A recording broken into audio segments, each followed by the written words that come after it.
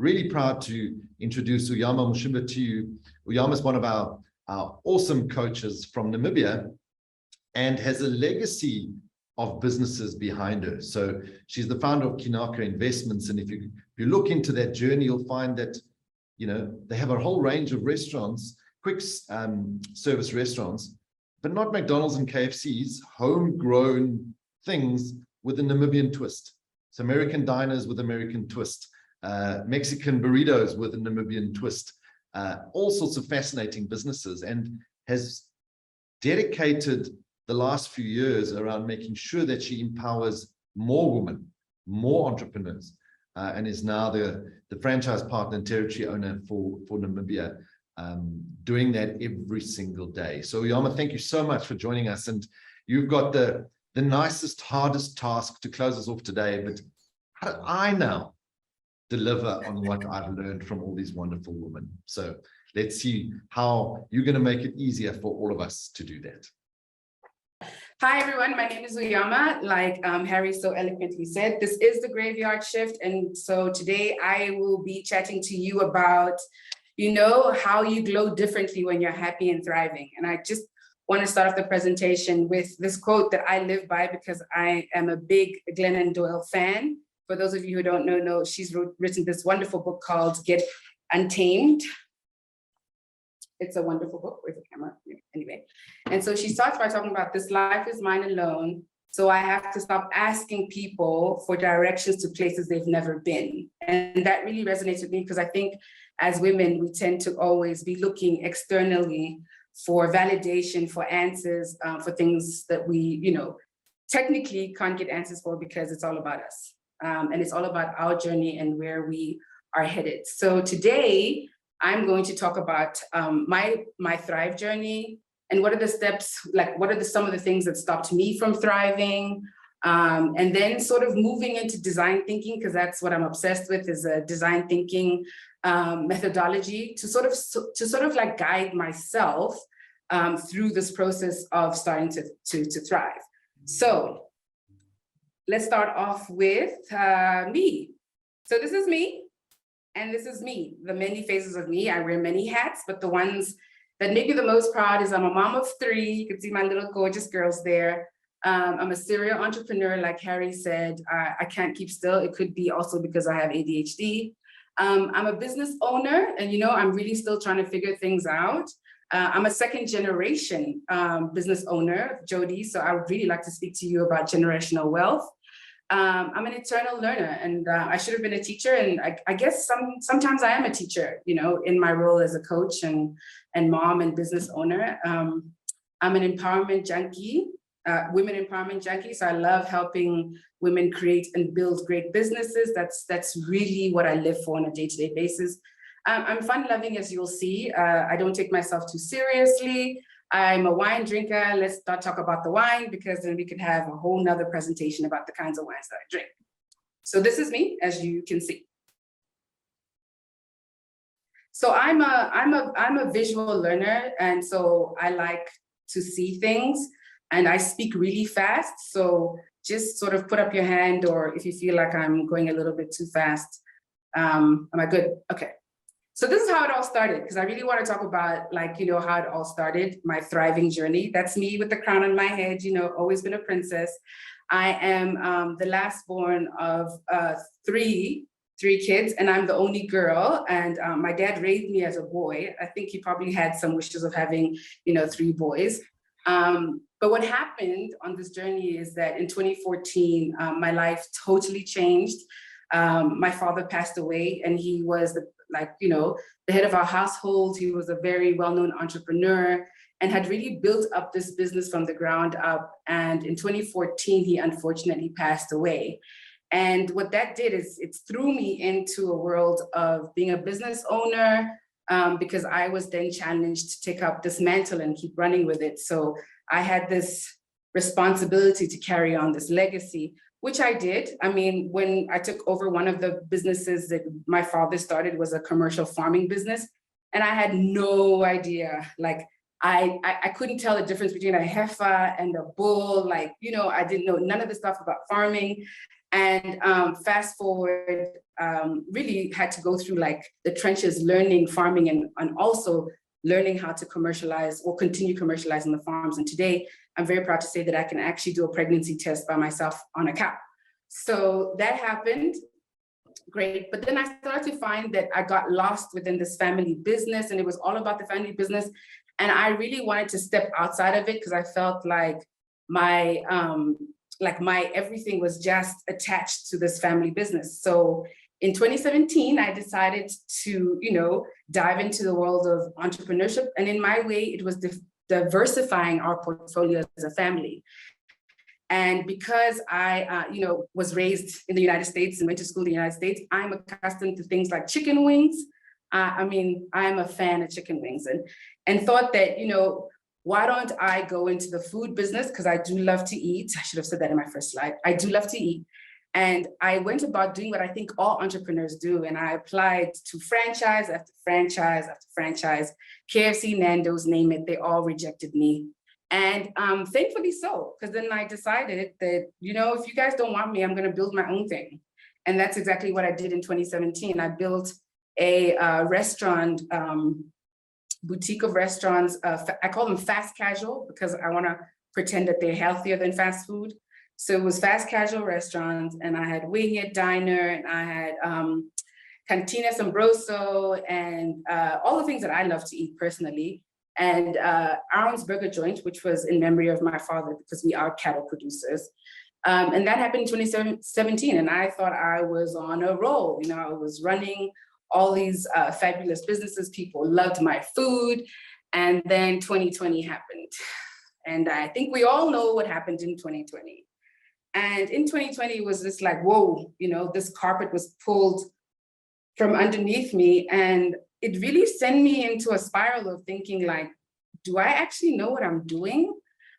Because I was not prepared. I was not prepared for what 2020 brought. But then what happened is that it put me on this journey, to the journey that I am on now. And around 2021, I started to, see like, oh, wait, so maybe I can do this thing called life. And I stumbled upon a book called Designing Your Life. It's by these two Stanford professors, design thinking professors, and they wrote this book, and it really is the inspiration for the way that I live my life now and the way that I design the things that I do now. So that's just a little bit about Ujama's story. Okay, so these are some of the things that have been researched and found in terms of what holds us back as people, these dysfunctional beliefs that Bill and Evan like to call from their book is one of the things that we truly believe is let's just start. Am I good enough? Because I think all of us have this good enoughness thing. Am I good enough to do this thing called life? And then some of the 3 points they brought up was, for me, your degree determines your career. And I'm a political scientist by profession or degree, and I do nothing in that space, except for the fact that I might be president one day. And so I think we get caught up in thinking that what it is that we study, we sort of have to stick with it for life, right? Even if you're not happy. And then the number 2 thing is it too late? What is too late? I'm 44. I know I don't look it. I know, I don't look it. But, sometimes you think, oh my gosh, I started too late, or this journey is just I can't do this. And we have to remember, is his name Colonel Sanders from KFC?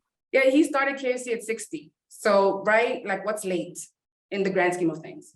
And the third thing is, if you're successful, you'll be happy. And I think that goes on to once I have a house and I have the car and I have the money, am I truly genuinely going to be happy?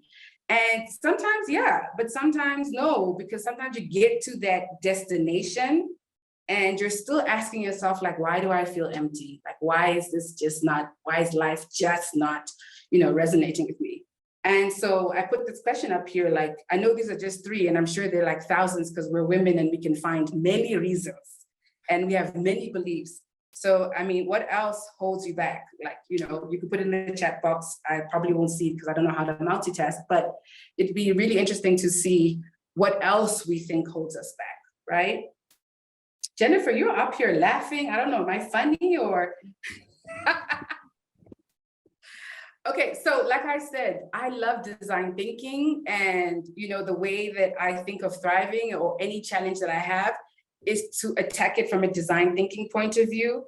And so some of the things that I use to design this life of glow up, was to follow these 4 steps. So the one is to be curious. I mean, honestly, let's just be curious. And this curiosity is the key to thriving in life. Like, let's just be curious about things like that we don't know. And I love what girl, I don't want to mess up your name, Leanne said when she talked about, going outside of what is not normal to you. Like, making friends with people who aren't like you, don't think like you, don't believe in the things that you do, but also things like, how do things work? So it doesn't have to be anything within, your space or your family space, but it's as simple as just being curious. Like, just be curious about stuff.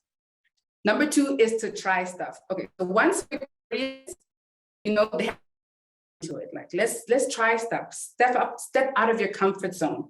Try a different route to work.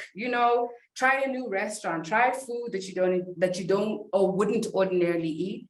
But it's like, try stuff. You just never know what you'll find once you're out there trying things that you don't usually try. And then the thing is about, like, let's reframe our problems, because we can list problems and we can tell you why we're not succeeding in life. But how about changing our perspective on problems and looking at problems from a place of, oh, this is an opportunity for me to actually learn something, discover something, so it's like reframe and examine your biases, for instance. Like, I personally do not like Ethiopian food, and I had to reframe my thinking around, what is it about it? Because for me, it's weird that you boil food and you put eggs in it.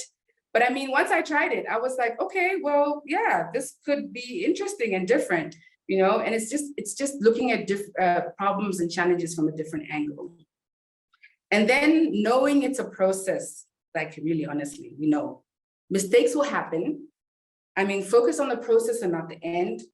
And I always believe in just taking the next step. Like, you don't have to know what the end is going to look like. Just take the next right step, right? Or the next step that feels good to you, right? And then the 5th one is ask for help. Yeah, build your own cheer squad, like your own beehive. I don't know if you guys know Beyonce. She's got a beehive. And it's really building a community, like build people that you can reach out to, collaborate with, because we don't live on an island. And sometimes we think that we do. And we are stuck in a situation where simply just, asking a friend for a different perspective or asking for help and stuff like that. So these are the five steps that I use in terms of just getting my mindset right around designing a thriving life. Now, I'm telling you, my life is not yet thriving, but it's well on the way to thriving. But then once I took those 5 steps from designing your life, I actually went into designing my own Thrive process. And how weird is it, when I was doing my presentation, because, I'm from ActionCOACH, we have this thing called the 6 steps to success in your business. And so I figured that, I might as well just iterate on the 6 steps and design my own 6 steps for thriving, right? So this is my own. And, for those of you who resonate with it, great. But this is what I found that to be very useful in my own life. And the first one is visioning, Carl Jung says it very well. He says, your vision will become clear only when you look inside. And that's very true. Who looks outside dreams, who looks inside awakens. And for me, it was like finding things like that work for me. And I loved Megan talked about, like when she was looking at her goals, she wrote down the 4 things that she wanted in life. And that for me is visioning. What do I want my life to look like? Like, I want this, what are my body goals? Really just being honest with yourself in the different areas of your life. Like, what is it that I see for myself? And this exercise is not looking out, it's looking in, right? Because this is really where the journey starts on the mastery level, as we say in ActionCOACH. And then I went on to the next thing, like, what makes me me, right? Because like Rumi said, you wander from room to room, hunting for the diamond necklace that's already around your neck. And this is really just looking at, like, what are my skills and talents? What am I good at? What brings me joy? Like, what gets me excited in the morning? Like, because there's something there. There's a reason why you love wine, Ujama, There's a reason why there's certain things in your life that you like to do. And really just drill down and focus on what makes you And the next one is like healing from this hurry sickness. Now, let me sickness and time famine thing is so true. We're rushing to get somewhere. Where are we rushing to? And that was the thing. I'm always in a hurry. I'm always, trying to do something really quickly. I don't have the patience for myself or others. And it's all in this hurry. So I really need you to realize I don't, first of all, have to be in this time famine. And I don't have to hurry through stuff. And I need to learn how to leverage my skills and talents, right? And that means really making sure that I know what my skills and talents are, but then being able to leverage them with the community or the ecosystem that I'm building, right? So nature does not hurry, yet everything is accomplished. I mean, I can't say it better than this guy, Lao. And then the power of community. For me, it's like building my beehive, Ujama hive, my cheer squad, finding people that will be my supporters, my mentors, my coaches, people who tell me the truth. Because of the type of personality I have, people struggle to sometimes tell me the truth. And I need to intentionally go look for people who are going to be like, listen, I know you think you're great, but yeah, this isn't great.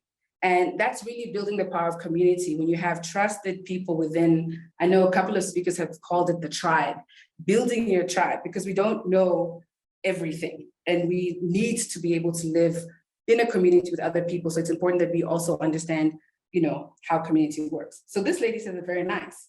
There's an immense power when a group of people with similar interests gets together to work towards a goal. And the goal is you. You are the goal. So it's finding people that are going to work with you towards your goal, right? And that's your.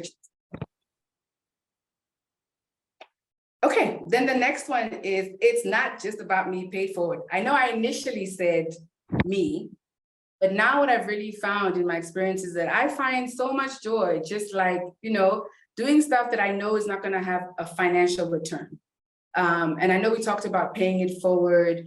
And I guess that's where my passion for teaching and giving back really comes to play. It happens when you feel like you've got nothing else to give, or things are just not going anywhere. And all you do is pour into somebody else or pour into an activity or community that you enjoy. And just that, I think that for me is like a bright spark in terms of getting me started. And Maya Angelou says it best when she says, when you learn, teach, when you get, give. And that's really the motto that I live by. And so for me, that's one of the most important steps for me, is paying it forward and not making it just about me, and understanding that, I'm here on this planet, not just to be happy and thriving alone, but to also be of value to people in my community. Okay, so adapt and change. This was actually very interesting because last year when I went to Vegas for coaching, I was put in a group, and we do this exercise thing called, we play volleyball, and you get to be the captain of your team. And of course, yours truly was the captain of the team. But I met this wonderful soldier who was also on the coaching team. And his name was Sterling, and he was from the military, from the US military. And every time we would miss a ball or a pass or whatever those things were, he'd always say, adapt and change. He just didn't have time for a pity party. He didn't have time. If this strategy is not working, adapt and change it. And I think life is like that, where, we get set in our ways and we feel like we've planned it, we've done everything right, and then it just doesn't work out. We fear change, we fear pivoting. And for me, after meeting Sterling, it's like, okay, so this fuck up happened. Great. Oh, sorry. Oh, I'm sorry. How do I adapt and change? How do I now be like, okay, fine, this is the situation I'm in. And now how do I move to the next situation without defining that bleep as, something that is going to stay with me forever? Sorry, I'm so sorry, Harry. And so Dolly Parton, she talks about, we cannot direct the wind, which is so true, but we can adjust our sails. And I think that's life in general. You're sailing down this thing called life, and the wind blows you, and you can't control the wind, but you can definitely adjust your sails. And I think in life, it's all about adapting to change and being able to pivot and not be so resistant to change. And so I know after I've said all of this is a transmission interruption. And what I'm saying here is that, notwithstanding everything that I've just said, but you will never finish Design Life, right? You'll never finish this Thrive journey because life is just joyous and never ending. And it's a design project that's, you're just moving forward, right? The only thing that I always say is just remember to stay true to you. And I think that ultimately is the message that I want to leave everyone with, is that, you know, just staying true to who you are and obviously implementing those 6 steps, because they are really good, definitely is the key to thriving and glowing differently. And like you guys know, Beyonce is, you know, I'm part of the Beehive. And so I just wanted to leave you with this, like in Beyonce's words, she says, you're a god. She's a hero. She survived all that she's been through. Confident, damn, she's lethal. Might I suggest you don't bleep with my sis, because she comfortable. Feet up above your sins. I love myself. Goddamn. And so that's just my few cents in terms of how to glow differently when you're thriving. Any questions there? We've got some time for questions. You can type them in. I think a great process. I think now I can probably look at the messages, because I was just like, I cannot. On a steamroll, and you know, as Joy there says, adapt and fucking change. You know, no problem to apologize for the bleeps. You are who you are. Adapt and fucking change. Good. So just as a reminder, so Ujama, how did you find your identity within the family? Because you're still very much committed to the family and you're still involved in the family businesses. But when you had to make that shift and go, well, you know, I need to do something for myself. I need to get out of their identity and find my own one. How did you do that? It was actually quite a struggle, Harry, because it's when I joined the family business, my identity was so attached. But I realized that when I was running the family business and decided to step out into my own business, I was still running my business with the same ego that I was running the family business, right? And I did it because I felt like I had to be just as successful as my father. And so I had to really have the awakening, and the awakening is failing sometimes, spending way too much money. But really it was like having an honest conversation with myself, like outside of daddy, who are you, right? And what makes you tick? And it wasn't so much that I was carrying the mantle. I was carrying this cloak of daddy, but I had to let go of the cloak, but be able to understand that still part of me was part of that cloak, but I could also manifest myself in a different way that would always carry the legacy in terms of the values as a family that we carry, but still be able to do my own thing. So it was really just relating back to the values that I had instilled as a family and carried those on into my own business. And so, yeah, I had a huge fight with the ego, let me tell you. Many challenges that most of us face. An interesting question here from Tessa. She says, Ujama, how has being an action coach changed your life? Woo, girl. How it's changed my life? Okay, so I started businesses and I had no idea that I needed a coach. And I'll tell you why. Again, ego. I went to the school called Harvard University, right? And hello, I'm a Harvard grad. I know how to run a business. And I actually rejected the whole concept of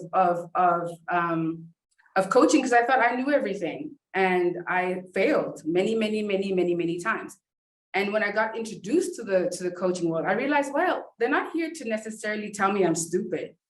They're bringing outside perspective that I might not see because one, I'm totally enmeshed in my business. I had founder's dilemma. And for those of you who are founders know this, it was my baby. No one could tell me I was doing anything wrong. And so that in itself was a distraction to my own business. But the coach was able to come in and be like, well, you know, have you looked at that? Maybe you're spending too much money on marketing. Sorry, Tamsin. I love spending money on marketing. But it was things like that. It was having an outside perspective that really changed my view on what coaching is and the benefits of coaching. And for me, because I love to mentor, like, you know, female entrepreneurs, I realized, well, maybe this is something I should be doing as well, considering that, you know, I should probably eat my own product. And so if I'm out here, you know, coaching, then maybe I should also start coaching as well and get coached. So that really was my journey to coaching. And then I discovered ActionCOACH. And they match my energy. So that was lovely. Wonderful. So Ujama, thank you very much. I think that's a nice way to wrap up the session.